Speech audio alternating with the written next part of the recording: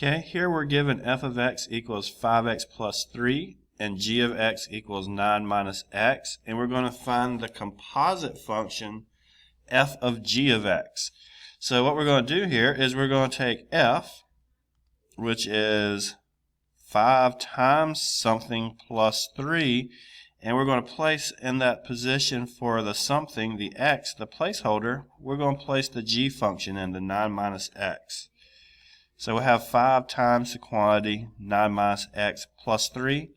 So if we combine all that, be 45 minus 5x plus 3, it looks like it's 48 minus 5x. Okay? And then we want to find the function value when we plug in 3.